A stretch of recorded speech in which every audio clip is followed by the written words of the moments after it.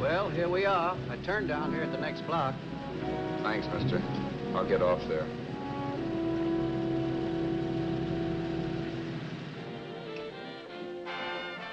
Want anything else? No. Hey, you.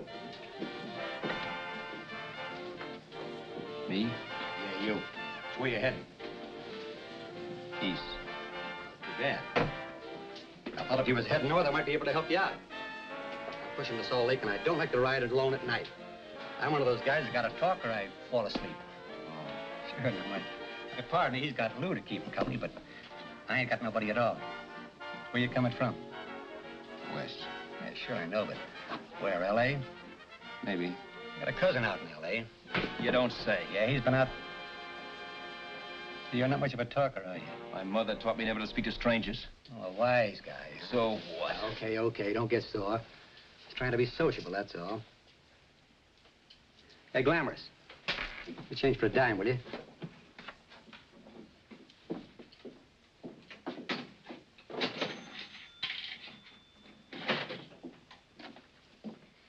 Let's have something quieter this time, Joe. My head's splitting. Is that what's wrong with it? Done with your coffee? No. And don't rush me, will you?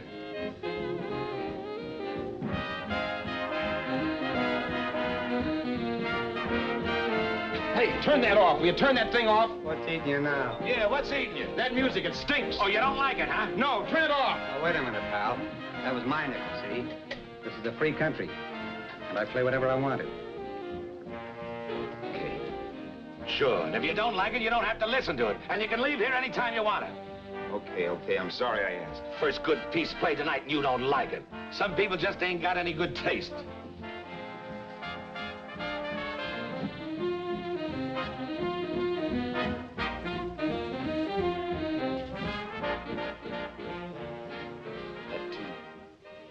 That tune. Why was there always that rotten tune? Following me around, beating in my head, never letting up.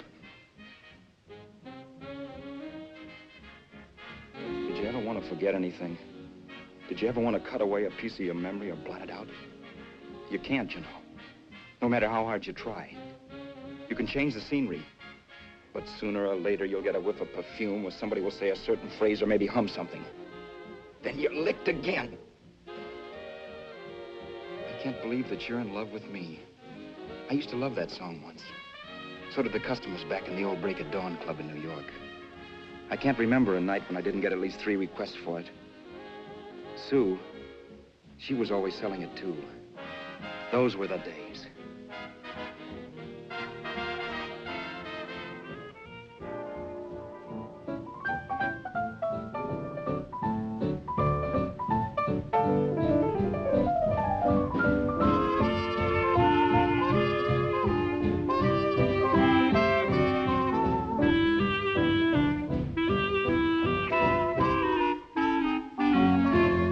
Your eyes of blue, your kisses too. I never knew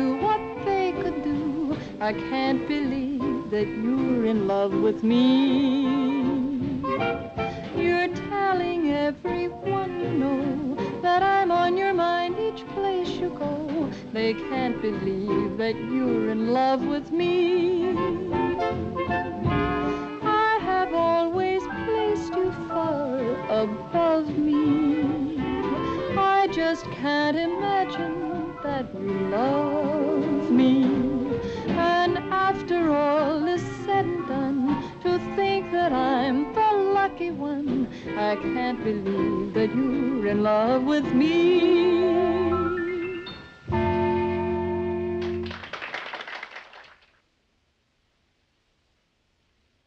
It wasn't much of a club, really. You know the kind. A joint where you could have a sandwich and a few drinks and run interference for your girl on the dance floor. I pounded the piano in there every night from 8 until the place closed up, which usually meant 4 in the morning.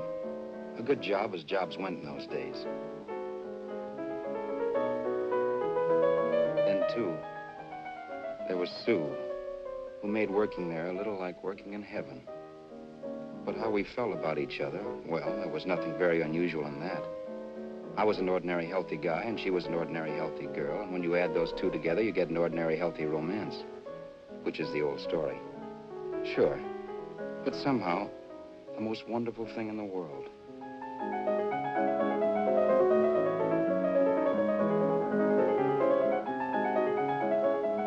All in all, I was a pretty lucky guy.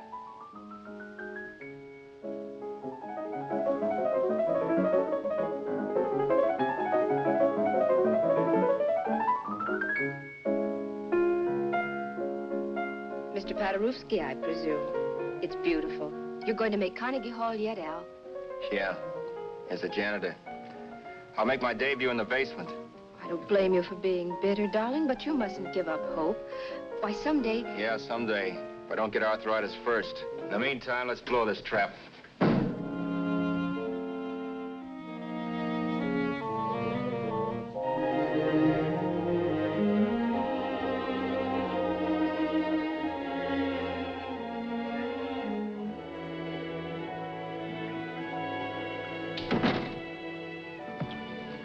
Like to get something to eat, hon? Oh, I don't think so, Al.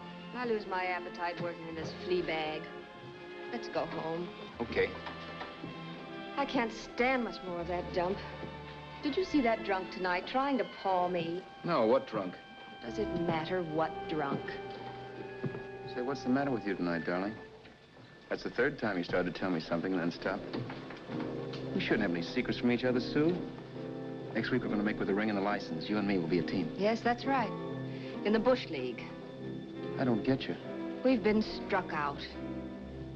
It's a funny way to talk, darling. Don't you want to marry me? Al, look, I love you. You know I do, and I want to marry you. But? But not now. Only after we've made good. Sunday, I'm going away.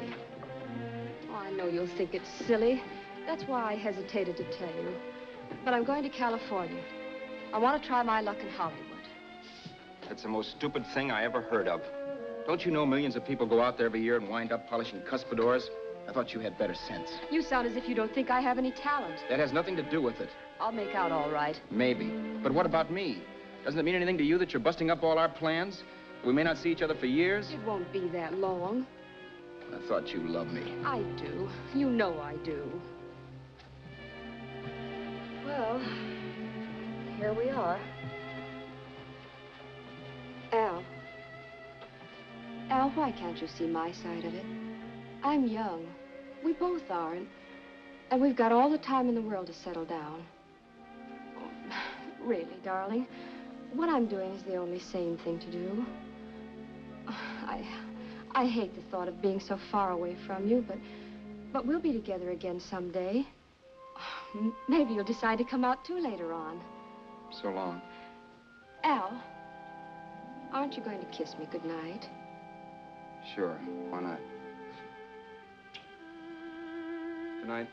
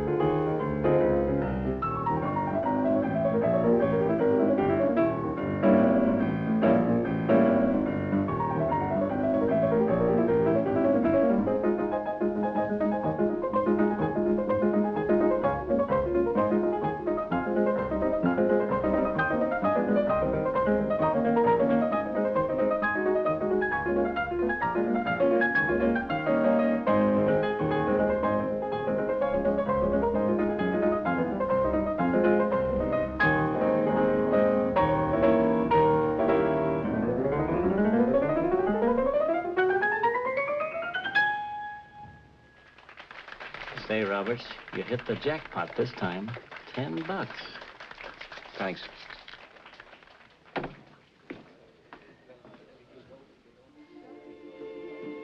So when this drunk handed me a 10 spot after a request, I couldn't get very excited. What was it, I asked myself? A piece of paper crawling with germs. Couldn't buy anything I wanted. It couldn't... Then I thought of something.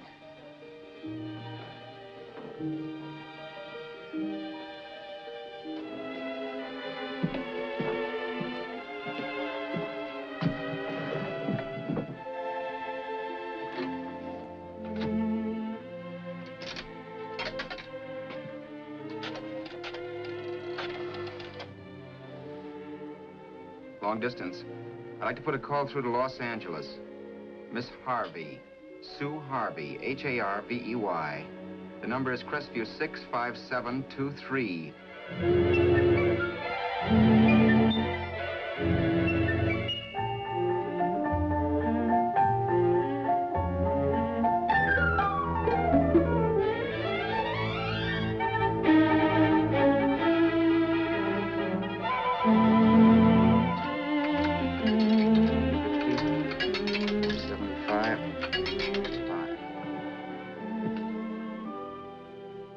Hello, Sue?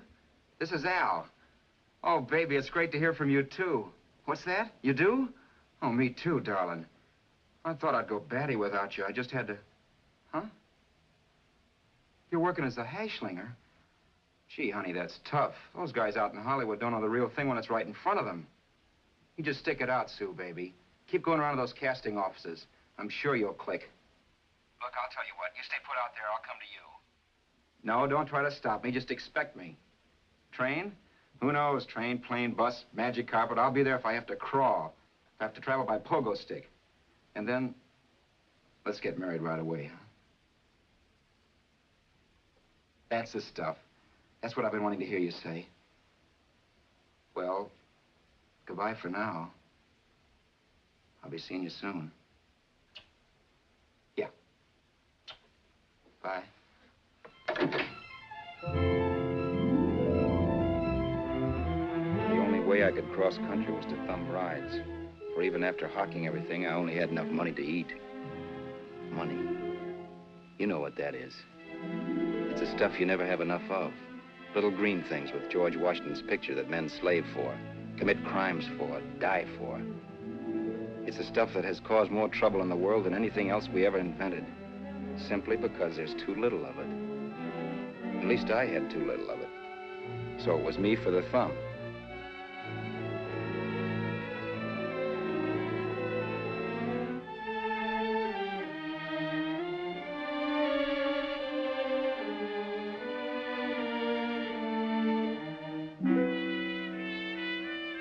Ever done any hitchhiking? It's not much fun, believe me. Oh, yeah, I know all about how it's an education and how you get to meet a lot of people and all that. But me, from now on, I'll take my education in college or in PS 62, or I'll send $1.98 in stamps for 10 easy lessons.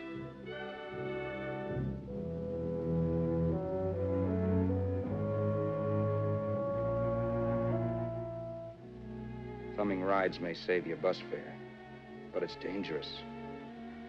You never know what's in store for you when you hear the squeal of brakes. If only I had known what I was getting into that day in Arizona. Here, throw that in the back seat. Okay, let's go. Make sure that door's closed.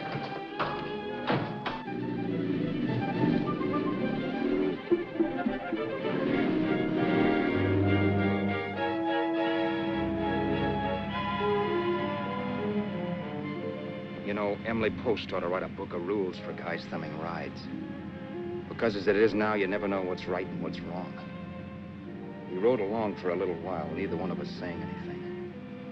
I was glad of that. I never know what to say to strange people driving cars. Then, too, you can never tell if a guy wants to talk. A lot of rides have been cut short because of a big mouth. So I kept my mouth shut until he started opening up. Hand me that little box in the compartment, will you, pal? Hold the wheel, will you?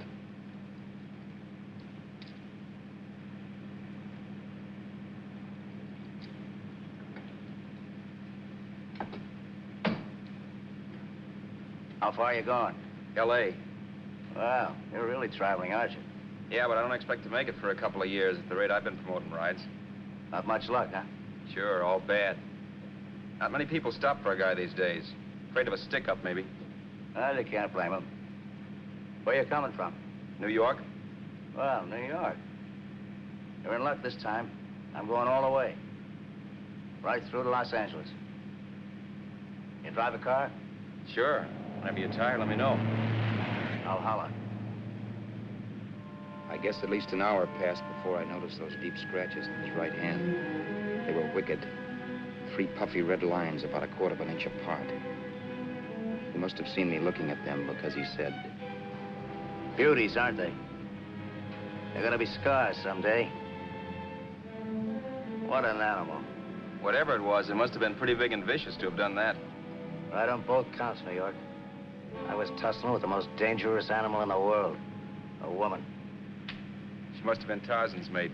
Looks like you lost the bob. Certainly wasn't a draw. You know, there ought to be a law against dames with claws. Yeah. I tossed her out of the car in her ear. Was I wrong? Give a lift to a tomato, you expect her to be nice, don't you? Yeah. After all, what kind of a dame some rides? Sunday school teachers? Yeah. A little witch. She must have thought she was riding with some fall guy. And me, who's been booking horses around racetracks since I was 20. I've known a million dames like her. 2 million. Yeah. Stopped the car, opened the door. Take it on the Arthur Duffy sister, I told her. That's the stuff. As I was done, huh? But if you want to see a real scar, brother, get a load of this. What? I got that one, Dooley. Dooley? Yeah, we're just kidding, of course. My dad owned a couple of Franco-Prussian sabers. Kept them on the wall for decorations.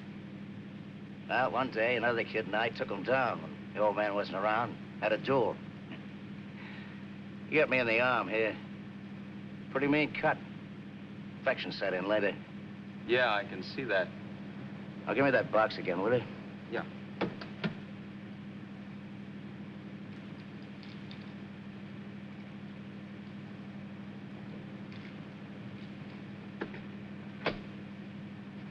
Pain made me lose my head, I guess.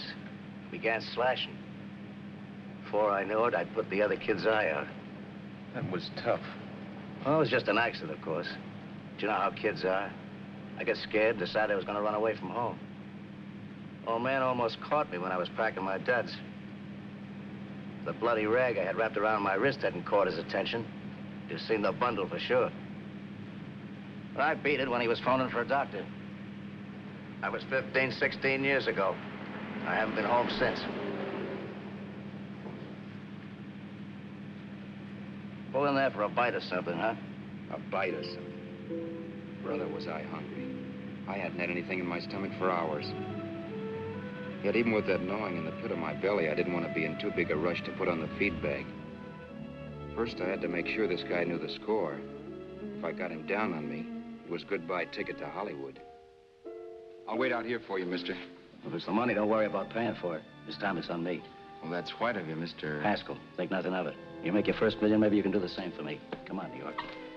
I gotta make the West Coast by Wednesday. There's a horse running at Santa Anita named Paradiesical. Means dough to me if I'm on him. We'll make it all right. He did most of the talking during the half hour we were in the place. I ate.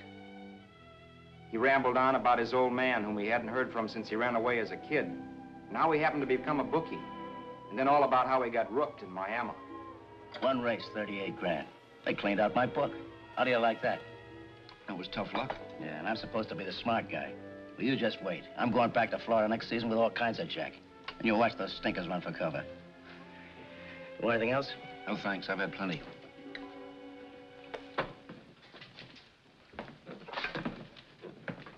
That check there, sister? Oh, just a minute. Your change, sir. Keep it, sister. Oh, thank you, sir. Call again. I'll be waiting outside for you when you finish work. Sharp check, huh?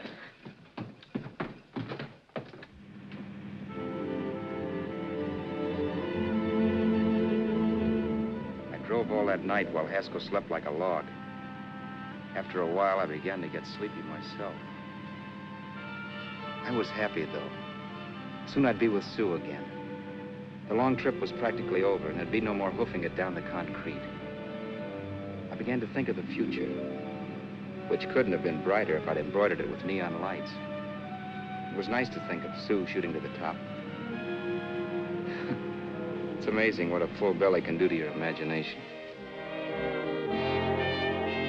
Your eyes of blue, your kisses too, I never knew what they could do. I can't believe that you're in love with me.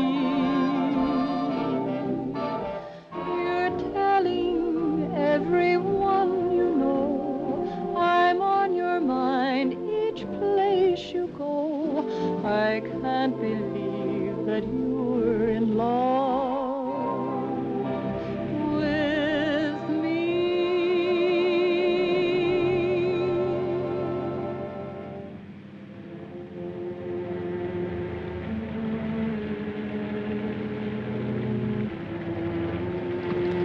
Mr. Haskell.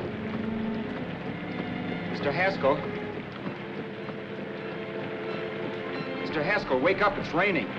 Don't you think we ought to stop and put up the top?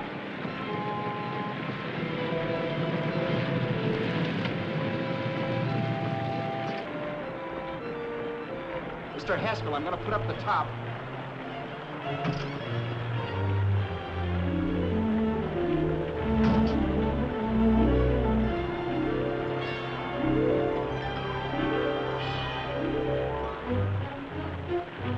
Until then, I'd done things my way. But from then on, something else stepped in and shunted me off to a different destination than the one I had picked for myself. For when I pulled open that door... Mr. Haskell, what's the matter? Are you hurt? Are you hurt, Mr. Haskell? Start your sermon. I'll listen to it. But I know what you're going to hand me even before you open your mouths. You're going to tell me you don't believe my story of how Haskell died and give me that don't make me laugh expression on your smug faces.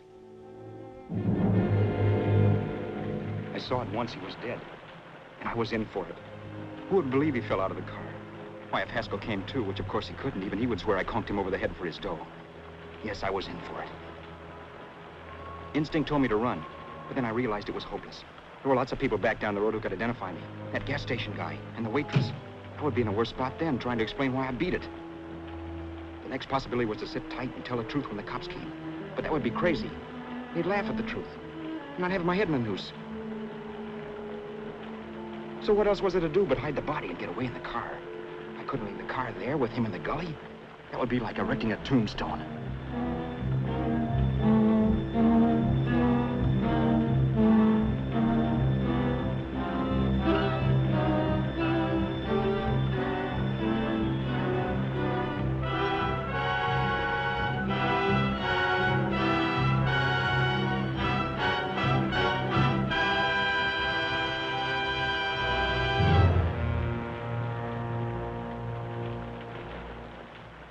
My idea was to cover him with brush, not to rob him.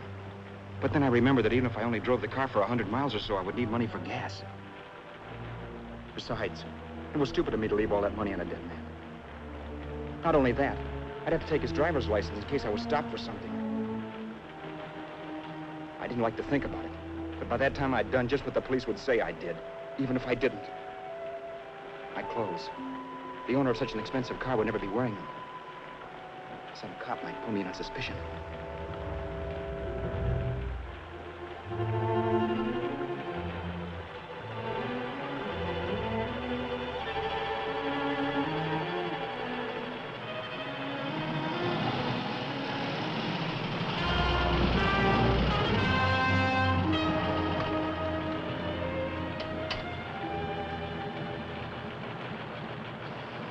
Hey, you, this your car? Don't you know better than to leave a car with the wheels halfway in the middle of the road? That's the way accidents happen. I'm sorry, officer. I was just putting up my top. I didn't think. Well, the next time, think. I'll let you go now, but watch your step in the future. I know that's a lonely stretch, but cars come by here once in a while, and we have plenty of crack-ups. Thanks, officer.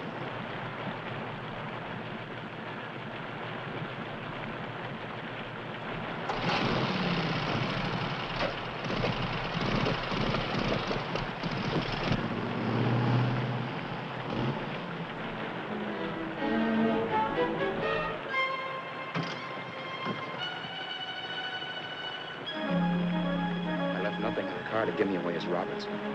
If they found a dead man in the gully now, it would be me.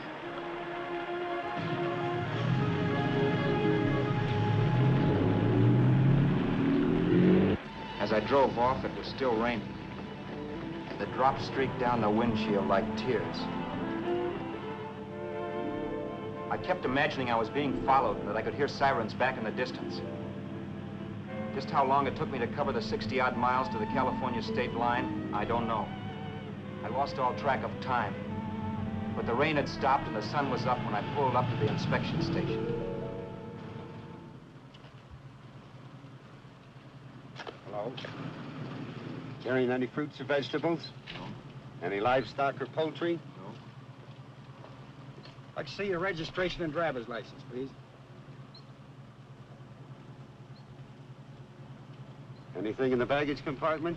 What's baggage? Charles Haskell, Jr., age 30, brown eyes, dark hair.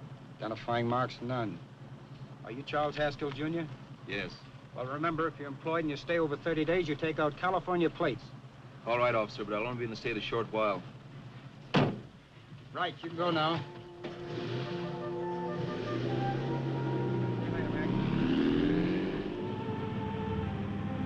I couldn't drive any farther without some sleep. Cops or no cops, I knew I had to hit the hay and hit it hard. I was dead tired.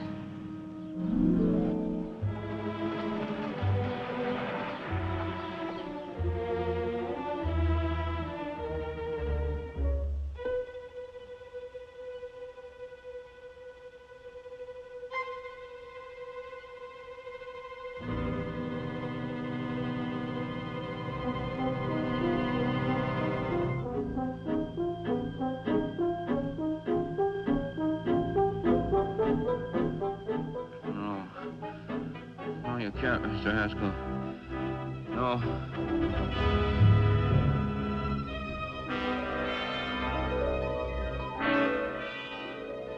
Mr. Haskell, you can't die. Don't think I did it. No, Mr. Haskell. No. No.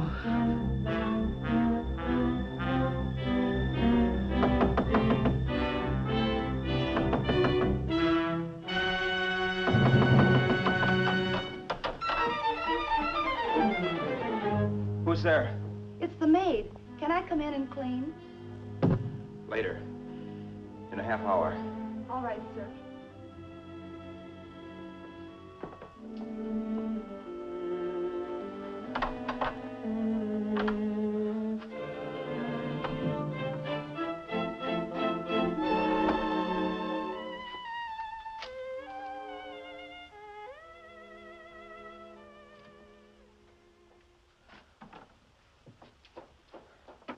There was no time to lose.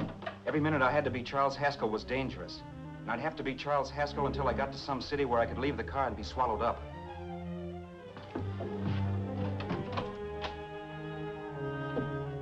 That meant driving the car as far as San Bernardino, maybe even to Los Angeles.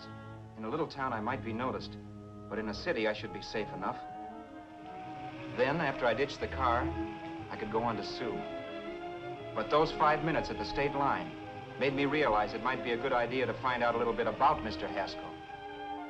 Then, if anybody asked me questions, I could give the right answers. The first thing I found out was that I had $768. This was a lot of jack, but believe me, it was the kind of money I'd rather not have.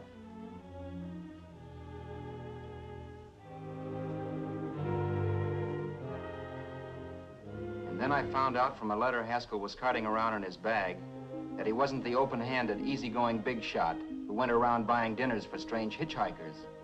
Before I got done reading it, I saw him more as a chiseler. It was written to his old man in California, the one he hadn't seen in so many years.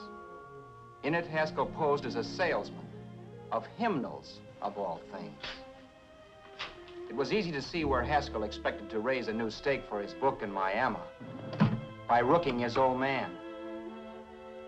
That was about all I found out from his effects, and it was enough.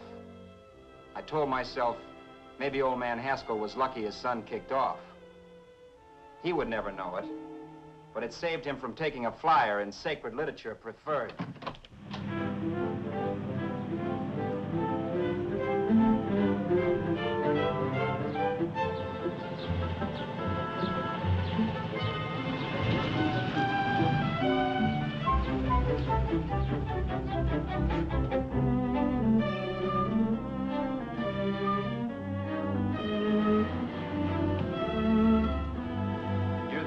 At Desert Center, I pulled up for water. There was a woman. Hey, you! Come on if you want to ride.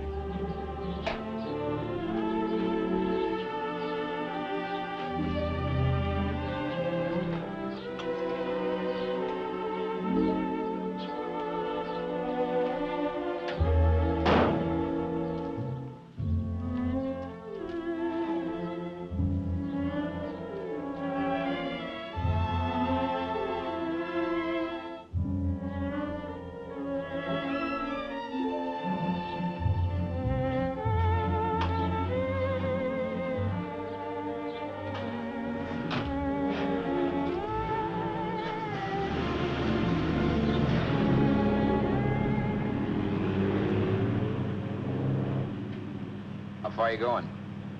How far are you going? That took me by surprise, and I turned my head to look her over. She was facing straight ahead, so I couldn't see her eyes. But she was young, not more than 24. Man, she looked as if she'd just been thrown off the crummiest freight train in the world. Yet, in spite of this, I got the impression of beauty. Not the beauty of a movie actress, mind you, or the beauty you dream about when you're with your wife, but a natural beauty. A beauty that's almost homely because it's so real. Then suddenly she turned to face me. How far did you say you were going? Los Angeles? L.A.? L.A.'s good enough for me, mister. That's what I was afraid of. What'd you say? Oh, nothing, just thinking out loud. People get in trouble for doing that. What's your name? You can call me Vera if you like. You live in Los Angeles? No. Where are you coming from? Oh, back there. Needles? No. Oh, sure, Phoenix. You look just like a Phoenix girl. Are the girls in Phoenix that bad?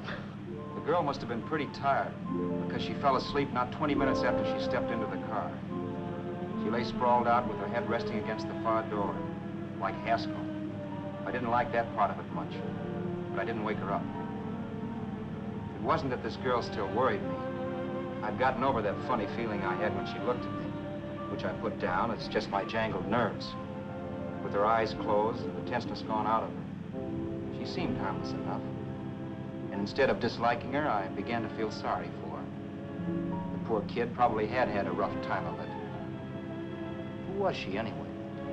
And why was she going to Los Angeles? And where'd she come from in the first place?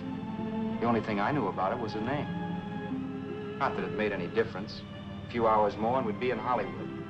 I'd forget where I parked the car and look up Sue. This nightmare of being a dead man would be over. Who this dame was, well, it was no business of mine. Where did you leave his body? Where did you leave the owner of this car? You're not fooling anyone. This buggy belongs to a guy named Haskell. That's not you, mister. You're out of your mind. That's my name, Charles Haskell. I can prove it. It's my driver's Save license. yourself the trouble, mister. Having Haskell's wallet only makes it worse.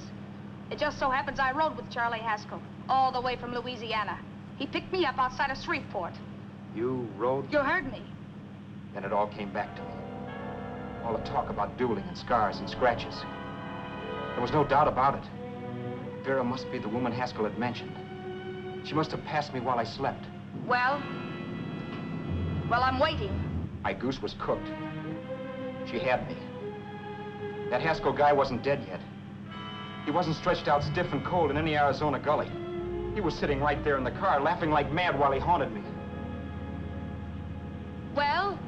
There was nothing I could say. It was her move. Vera, whatever her name was just my luck picking her up on the road. It couldn't have been Helen, or Mary, or Evelyn, or Ruth. It had to be the very last person I should ever have met. That's life. Whichever way you turn, fate sticks out a foot to trip you.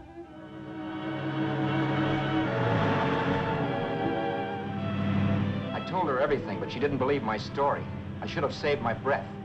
That's the greatest cock and bull story I ever heard. So he fell out of his car. Say, who do you think you're talking to, a hick? Listen, mister, I've been around, and I know a wrong guy when I see one. What'd you do, kiss him with a wrench? Now, wait a minute. What I told you was true. You see, that's why I had to do it. You think I killed him. Well, the cops would have thought so, too. Yeah, well, maybe they still think so. What makes you so sure I'll shut up about this? Sure, I'm innocent. Give me a break, will you?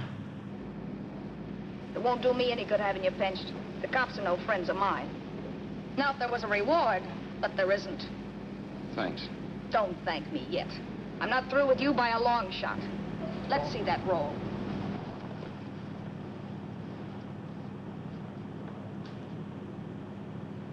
Is that all Haskell had? Isn't it enough? No, I thought he had more. Not that I know of. You can search me if you think I'm holding out on you. Well, maybe I will at that. He told me he was going to bet $3,000 on a horse named Paradisical on Wednesday at Santa Anita. He was stringing you along. He meant 300. Maybe. Sure, $3, 300. He was a piece of cheese, a big blowhard. Listen, mister, don't try and tell me anything about Charlie Haskell. Remember, I knew him better than you did. Okay, then you knew he was a four-flusher. That explains the $3 bet. I'm not so sure he didn't have that $3,000. Why should I believe you? You got all the earmarks of a cheap crook. Now, wait a Shut minute. up. You're a cheap crook and you killed him. For 2 cents, I'd change my mind and turn you in. I don't like you. All right. Don't get sore. I'm not getting sore. But just remember who's boss around here. If you shut up and don't give me any arguments, you'll have nothing to worry about. But if you act wise, well, mister, you'll pop into jail so fast it'll give you the bends. I'm not arguing. Well, see that you don't. You know, as crooked as you look, I'd hate to see a fella as young as you wind up sniffing that perfume that Arizona hands out free to murderers. I'm not a murderer. Of course you're not. Haskell knocked his own head off. He fell, that's how it happened, just like I told you. Sure, and then he made you a present of his belongings. I explained why I had to do skip that. it. Doesn't make a difference one way or another. I'm not a mourner. I liked Haskell even less than I liked you. Yeah, I saw what you did to him. What do you mean? Well, scratches on his wrist. Sure, I scratched him. I'll say you did. So your idea was to drive the car a little way, maybe into San Bernardino, and then leave it. You weren't gonna sell it? Sell it? You think I'm crazy? Somebody else's car? See, all I want to do is leave it somewhere and forget I ever saw it. Not only don't you have any scruples, you don't have any brains. I don't get you. Maybe it's a good thing you met me. You'd have got yourself caught, sure. Why, you dope. Don't you know a deserted automobile always rates an investigation? Huh? Look, the cops find a car. Then they get curious. They wonder where the owner is. So, all right, they don't trace Haskell. They trace you. I never thought of that. The only safe way to get rid of the car is to sell it to a dealer. Get it registered under a new name. Say, stop at the next store. I want to get a bottle and do some shopping before we hit L.A. Okay. As soon as we find a place, I'll drop you off and pick you up later. Nothing doing. You're coming in, too. From now on, you and I are like the Siamese twins. Have it your way, but I don't get the point. The point is, I don't want you to get lost. I'm not going to beat it if that's what you're afraid of. I'll say you're not. Well, I'm going to see that you sell this car so you don't get caught. Thanks. Of course, your interest wouldn't be financial, would it? You would want a small percentage of the profits. Well, now that you insist, how can I refuse? 100% will do. Fine. I'm relieved. I thought for a moment you were going to take it all. I don't want to be a hog. A few hours later, we were in Hollywood. I was recognizing places Sue had written about. It struck me that far from being at the end of the trip, there was a greater distance between Sue and me than when I started out. Vera wasn't kidding with that Siamese twins crack. She rented a little apartment as Mrs. Charles Haskell. When I objected to this, she explained that it was on account of the car. A dealer might think something was funny if he called and found we were using different names.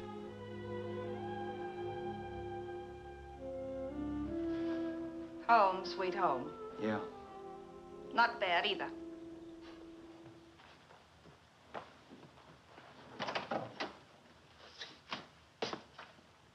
In case there's any doubt in your mind, I'll take the bedroom. Yeah. Sure is stuffy in here.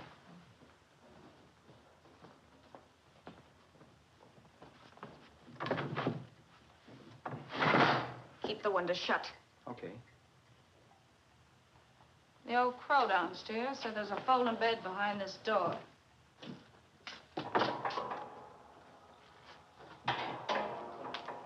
You know how to work it? I invented it. Some joint. One can't have everything.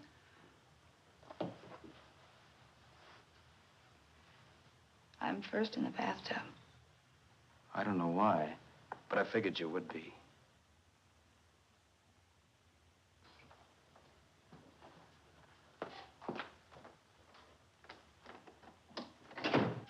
Boy, oh boy.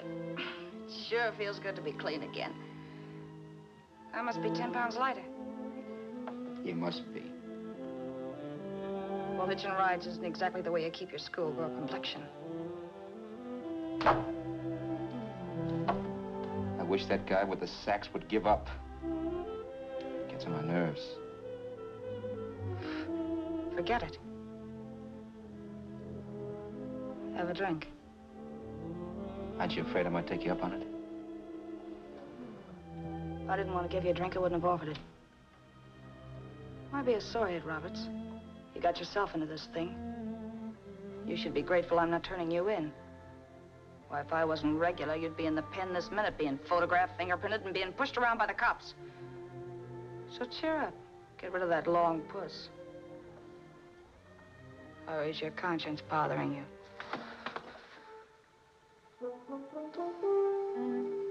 No. It isn't. Swell. That's the spirit. He's dead and no moaning around will bring him back. Anyway, I never could understand this worrying about something that's over and done with. Now look, Vera, for the last time I didn't kill him. Haskell was a sick man. Maybe he was dead before he fell out of the car. I don't know. Sure, he died of old age. All right. So if it'll make you sociable, you didn't kill him.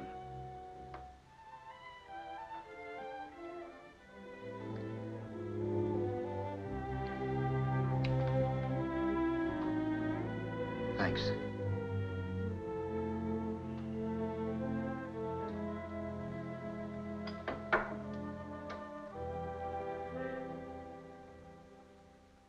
We're out of liquor, Roberts. Yeah. Too bad. I felt like getting tight tonight. Well, I think you succeeded. Am I tight? As a prima donna's corset. That's good. I wanted to get tight. Why? What have you got to get tight about? Oh, I don't know. Few things. Huh. You should have my worries. If I had your troubles, I'd stay sober. And I've got the key to that door. Yeah. Maybe you're right. I'm always right. You know, I don't like your attitude, Roberts. Well, there's a lot of things I don't like. Sure. But life's like a ball game. You gotta take a swing at whatever comes along before you wake up and find it's the ninth inning. I bet you read that somewhere. That's the trouble with you, Roberts. All you do is bellyache. But taking it easy and, well, trying to make the best of things. But maybe that's what's wrong with the whole world. Get the professor. People knock themselves out trying to buck fate. Now, take you, for instance. You're lucky to be alive. Why, suppose Haskell had pulled open your door. You'd be playing a harp now. Think of that. You think of it. I'm tired of thinking. There's plenty of people dying this minute. I would give anything to trade places with you.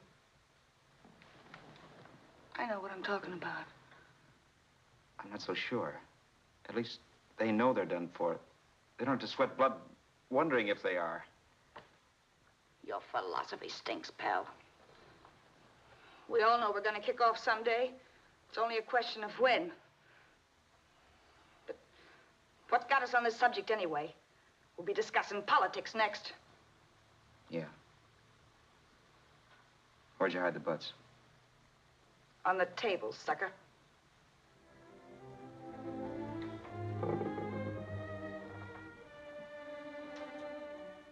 We bored each other with conversation for a couple of hours longer.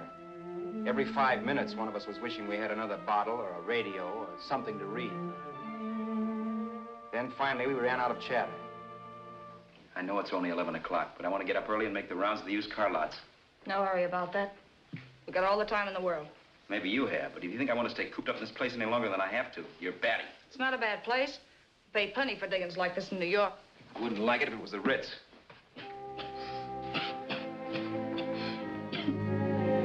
Rotten liquor. You got a mean cough. Ought to do something about it. I'll be all right. That's what Camille said. Who? Nobody you know. Wasn't that the dame that died of consumption? Yeah. Wouldn't it be a break for you if I did kick off? You'd be free with all Haskell's dough and car. I don't want to see anybody die. Not even me. Especially not you. One person died of me. If you did, well, that's all I need. You don't like me, do you, Roberts? Like you. I love you. My favorite sport is being kept prisoner. After we sell the car, you can go to blazes for all I care, but not until then.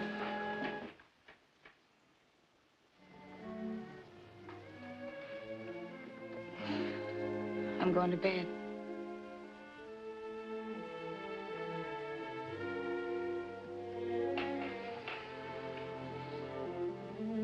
Good night, Roberts. Don't try and sneak away during the night. All the doors are locked. Anyway, if I find you gone in the morning, I'll notify the police. They'll pick you up. Don't worry, I know when I'm in a spot. Well, good night. I hope that portable rack isn't too uncomfortable for you. Don't lose any sleep over it, will you, Vera?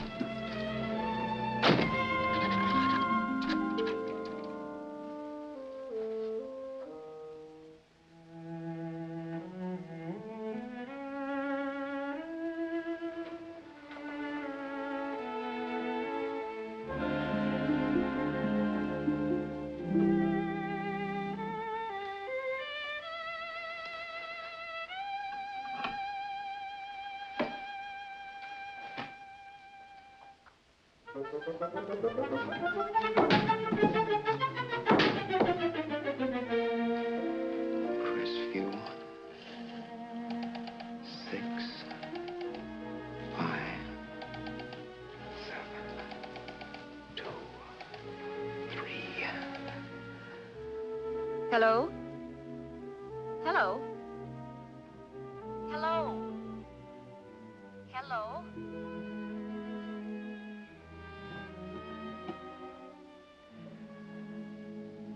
No. Not yet, darling. Tomorrow. Maybe. If this were fiction, I would fall in love with Vera, marry her, and make a respectable woman of her. Or else she'd make some supreme Class A sacrifice for me and die. Sue and I would bawl a little over her grave and make some crack about there's good in all of us. But Vera, unfortunately, was just as rotten in the morning as she'd been the night before. All right, I'm coming. Look, Vera, it's almost noon. So what? The dealers will be there all day? I'll be there all year, too, but that doesn't mean I'm going to wait that long. Shut up. You're making noises like a husband. Well, do I rate a whistle? You sure do, but let's go. Let's go, let's go. I spent $85 and 2 hours preparing bait, and all you can say is let's go. Come on.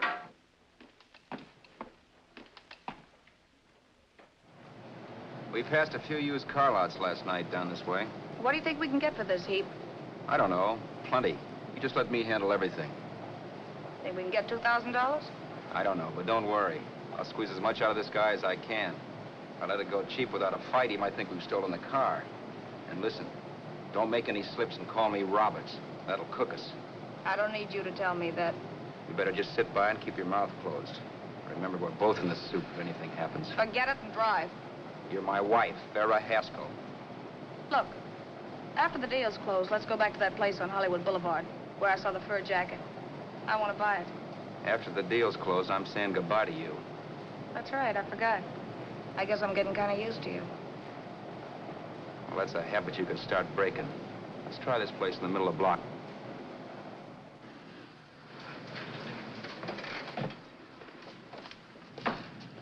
Good afternoon. What can I do for you? We're interested in selling a car. If the price is right. Well, if it's in good mechanical condition, it should blue book for about $1,600. Tony, take a look at this motor. $1,600. Are you kidding?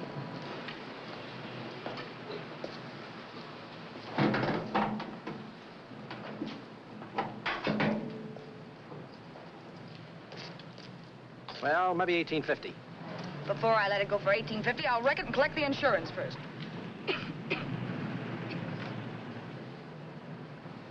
Lady, this motor's seen a lot of driving.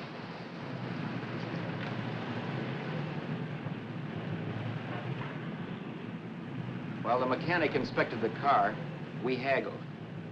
At last, when we were all worn out, we hit a compromise. His price. Okay, it's a deal. All right, come in. We'll sign the papers. I have the ownership papers right here with me. Look, Vera, in the meantime, will you clean out the dash compartment? There may be some stuff in it. All right, darling. 1,850 bucks. That dirty crook.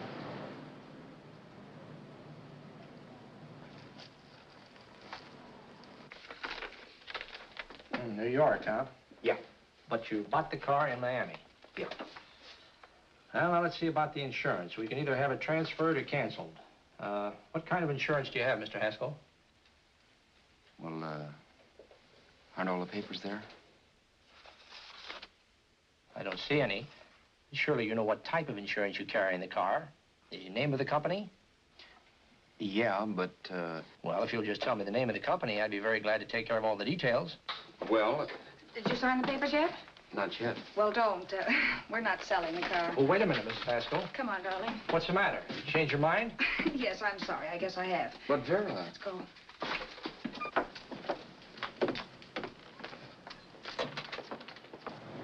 You got me out of a tight spot, Vera. But I still don't understand all this. You will in a minute. I almost threw away a gold mine. 1850 isn't to be sneezed at. The car doesn't book for as much as I thought. We're not selling the car. You want to keep it. Now, wait a minute, Vera. You said yourself I wouldn't be safe until the car was in someone else's name. I'd like to be free of this mess when I go. That's just it, Roberts. You're not going. There's a drive-in at the next corner. Pull in there and we'll get a bite to eat. And I'll explain. What is this, another one of your brilliant ideas?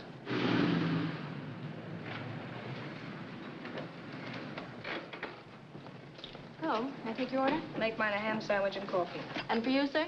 Oh, I don't care. The same. Thank you.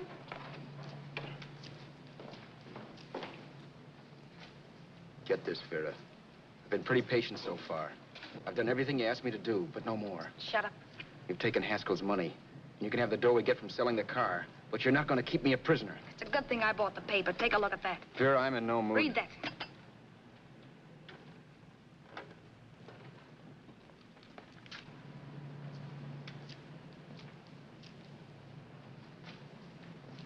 No. Yes. No, I won't do it. Yes, you will. You think I'm crazy? It's impossible, I tell you. Excuse me.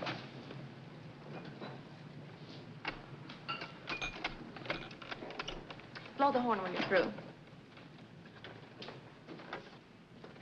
No one could possibly get away with an act like that. It'd be wise to me in a minute. Don't be yellow. You look enough like him. The same coloring and the same build. See how his clothes fit you? No kidding, you almost had me fooled for a while. Oh, grow up, Vera. Don't you think a father knows his own son? And there must be other relatives. The father won't have to know you. We'll wait till he gives up the ghost. He's an old geezer and he won't pull through. And as far as other relatives are concerned, they haven't seen you in 15 or 20 years. Eat. I'm not hungry. And I won't do it. It's not as tough as it sounds. Remember, you've got all kinds of identification. His car, letters, license. I could never get away with it. It's the stupidest thing I've ever heard. The old boy has scads of dough. Look in the paper there. Personal fortune assessed at over 15 million. He'll leave plenty, I tell you. Maybe he cut off his son. How do we know? It's out, Vera. I won't have anything to do with it. I think you will. Look, Vera, I'll do anything within reason. But not that. So forget it. Find yourself another stooge. You sap. You'll be fixed for the rest of your life as Charlie Haskell. You can take your inheritance and go away. No more worrying about the rent, no sweating, scheming, wondering where your next meal's coming from. Think about that, Roberts. Vera, please, you're talking too loud. On this, I'm splitting 50-50 with you. Sure, why not? We're both alike, both born in the same gutter. Now, take it easy, Vera. There's people around here. You don't know what you're talking about. We'll wait till we read that old man Haskell's dead. Then you show up. Like you read in New York that he was sick. No. Suppose he doesn't die. He will. I know he will. Something tells me. But as much as I insisted I would have no part of her scheme, Vera was taking it for granted I would. Neither of us had our mind on the cards as we played that night. I knew we were just trying to kill time between newspaper editions. This was a death watch for Vera. Maybe it was for me, too. Don't you realize if I'm caught, they'll want to know where I got the car and stuff, and they'll have me on a murder charge. If you're smart, you won't get caught. I knocked for 7. And if I'm caught, don't you realize you'll be out, too? 18 points. That gives me 30. How will I be out? You'll be out $1,850 we would have gotten on the car. Really, Vera, you'd be an awful chump if you threw away all that dough on a dizzy long shot. Let me sell the bus tomorrow. With the money it'll bring and what you've already got, a clever kid like you can run it up in no time. Then we'd both be in the clear. I'll be in the clear anyway. Maybe. Maybe. But if I got caught, I'd get good and sore at you, you know. You mean you'd squeal? Oh, no, not squeal exactly. Never mind what you meant. Even if you did tell the cops I was in on it with you, what could they do to me? They might give me the same medicine they gave you. Yeah. A rope. But I'm on my way anyhow. All they'll be doing will be rushing it. All right. But think of the 1850 you'd lose. You'd kick yourself along the block if you ever let it get away from you.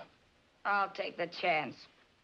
Want another drink? You're being a goon. That's the way people wind up behind the 8 ball. Once they get a few dollars, they become greedy and want more. My. Caesar. Who? You know that Roman general? He got his for being greedy. He wasn't satisfied, so the final wind-up was he took the count. A couple of days ago, you didn't have a dime. Why, you were so broke you couldn't pay cash for a postage stamp. Now you've got almost $700 with $1,850 in the offing. Take my advice. Don't try for more. I'm tired of this game. Let's have some blackjack. Play solitaire. Okay, I will if that's the way you feel about it. That's the way I feel about it. Getting sore and throwing things won't help much, Roberts. I'm really doing you a favor. I help you out of a jam by keeping my mouth shut. I show you how to make some soft money. And what thanks do I get? Thanks. Sure. Or would you rather call the cops and told him you killed a man and stole his money? I didn't kill anybody. Yes, you did. No, I didn't. You know I didn't. All right, then. Suppose I call the cops. If you're innocent, what do you got to be scared of? Okay. Call him, you mutt. Go ahead and call him. See if I care. At least they'll give me a square deal. You want me to call them? You heard me. But I'm warning you. If I'm pinched, I'll swear you were in on it. I'll say that you helped me. If I fry, I'll get even with you. You wouldn't dare. You're ticking. Yeah? Then try it and see. Call him. Yeah. Okay, I will.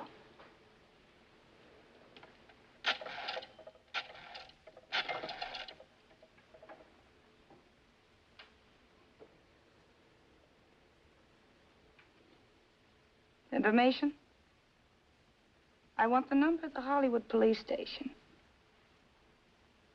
Okay, I got it. Thanks. Wait a minute, Vera. You wouldn't do that. Well, wouldn't I? Give me that and I'll show you if I would. Take it easy now. Let's talk this over. This was early in the evening, and the conversation, while hectic, was at least pitched low. But as the minutes passed, and more obstacles to her plan popped into my head, the air got blue. Each word coming from our lips cracked like a whip. I reminded her that as Charles Haskell, I didn't even know my mother's name, where I'd gone to school, the name of my best friend, whether I had an Aunt Emma or not, my religion, and if I'd ever owned a dog. I didn't even know what my middle initial stood for. I also pointed out that the real Haskell had a scar on his forearm. His people never saw that scar. He told me he ran away right after putting out the kid's eye. Yeah, but his father knew he was cut. It'd have to be some kind of a mark. So what? The old man's dead, or will be. I hope by tomorrow morning's papers. Anyway, you could cut yourself a little, couldn't you? Boy, for that kind of dough, I'd let you cut my leg off. You're drunk and you're crazy mad, Vera. Turn me in if you want to, but I won't get mixed up in this. Besides, how do we know? Haskell was such a phony. Maybe he wasn't the man's son at all. Maybe he just dreamed it up. Well, dream it or not, you won't be dreaming when the law taps you on the shoulder. There's a cute little gas chamber waiting for you, Roberts. And I hear extradition to Arizona's a cinch. Where's that phone? Vera! Leave me alone. Vera! Here. I want a phone. Call police. I hate you, yellow stinker. You leave me alone. I'll let you alone when you promise to leave the phone where it is. You're drunk. You don't know what you're doing. You're hurting me. Will you promise? All right.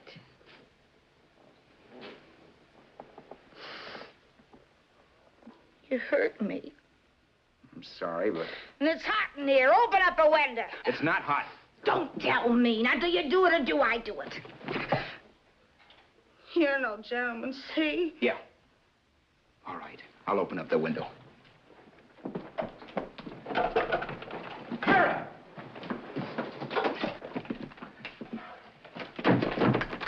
Vera, open the door. Please open the door.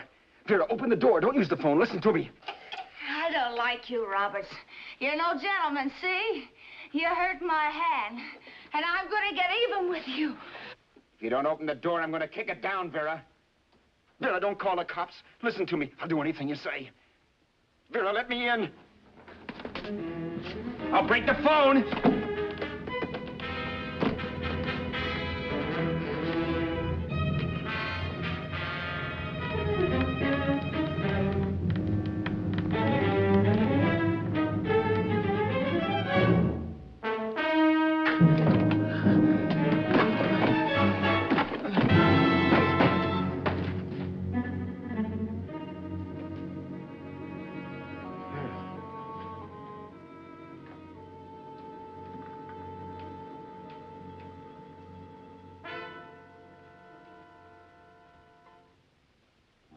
The world is full of skeptics. I know. I'm one myself. In the Haskell business, how many of you would believe he fell out of the car? And now, after killing Vera without really meaning to do it, how many of you would believe it wasn't premeditated? In a jury room, every last man of you would go down shouting that she had me over a barrel and my only out was force. The room was still. So quiet that for a while I wondered if I had suddenly gone deaf. It was pure fear, of course. And I was hysterical.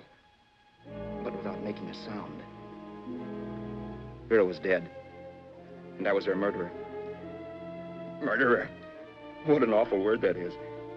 But I'd become one. I'd better not get caught. What evidence there was around the place had to be destroyed. And from the looks of things, there was plenty. Looking around the room at things we'd bought was like looking into the faces of 100 people who'd seen us together and who remembered me. This was the kind of testimony I couldn't rub out.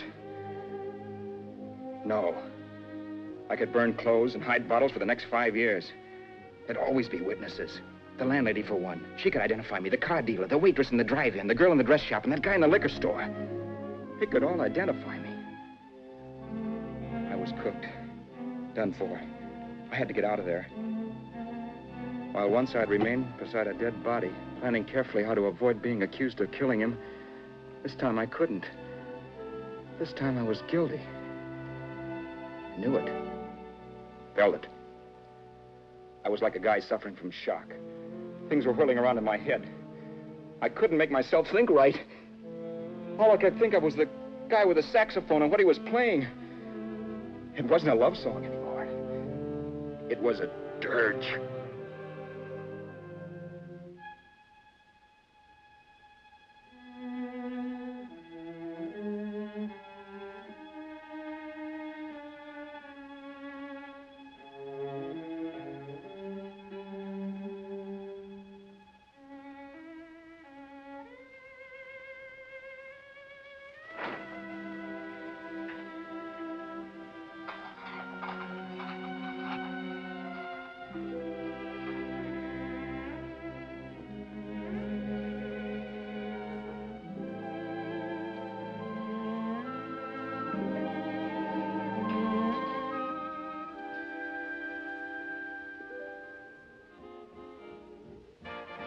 But my problems weren't solved. I had to stay away from New York for all time. Because Al Roberts was listed as dead and had to stay dead. And I could never go back to Hollywood. Someone might recognize me as Haskell. Then, too, there was Sue. I could never go to her with a thing like this hanging over my head. All I could do was pray she'd be happy.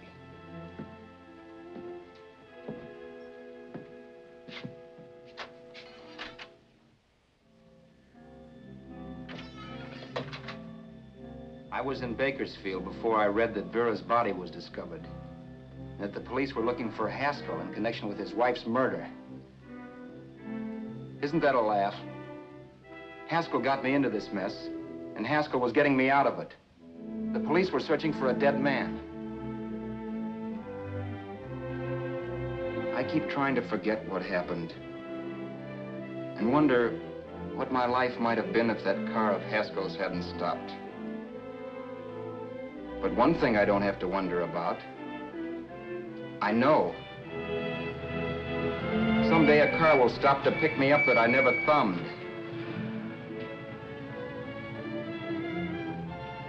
Yes. Fate, or some mysterious force, can put the finger on you or me for no good reason at all.